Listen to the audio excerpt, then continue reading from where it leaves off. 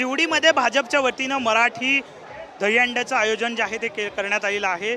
राहुल नार्वेकर विधानसभा अध्यक्ष या ठिकाणी दाखल झालेले आहेत।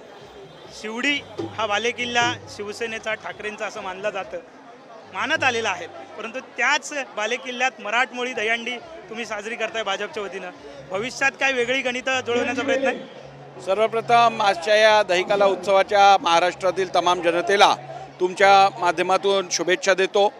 हा शिवडी विधानसभेत भारतीय जनता पक्षाने आयोजित केलेला कार्यक्रम हा या ठिकाणचा मराठी बाणा कायम ठेवण्याचा एक प्रयत्न आहे आणि मी तमाम पदाधिकारी आणि आमचे जे कार्यकर्ते आहेत त्यांना शुभेच्छा देतो की त्यांनी हा मराठी बाणा कायम ठेवण्यासाठी हा अत्यंत ज्वलंत कार्यक्रम इकडे आयोजित केला।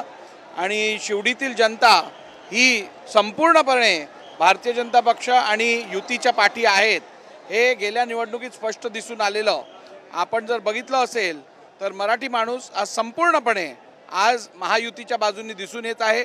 मग तो शिवडीतला असेल, कुलाब्यातील असेल, वरळीतील असेल, या दक्षिण मुंबईच्या कुठच्याही विभागातील मराठी माणूस हा पूर्णपणे भारतीय जनता पक्ष महायुतीच्याच पाठीशी दिसून येतो।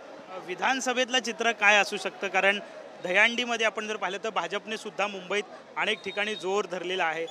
किती थराची हंडी विधानसभेत लागू शकते? विधानसभेत किमान 200 गड्यांची हंडी लागेल। आज ठाकरेंच्या बालेकिल्ल्यात सुद्धा काय घडू शकतं का? कारण वरळीत सुद्धा आपण जर पाहिलं तर ठाकरेंचा कुठचाही बालेकिल्ला राहिलेला नाहीये। वरळीत केवळ 6000 मतांची आघाडी मिळाली आहे आणि ती पण कोशामुळे मिळाली आहे हे सगळ्यांना माहिती आहे। साहजिकच आहे। आपल्यासोबत राहुल नार्वेकर होते, त्यांनी विश्वास व्यक्त केलेला आहे की येत्या विधानसभेमध्ये 200 थरांची हंडी जी आहे भाजप पार करेल असा विश्वास ते व्यक्त करतायत। कॅमेरामॅन रोहन पवारचा विनायक डावरुंग, TVN मराठी, मुंबई।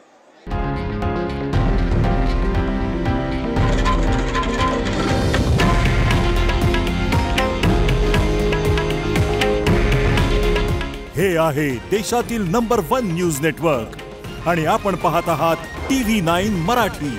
काळजी तुमची, हित महाराष्ट्राचं।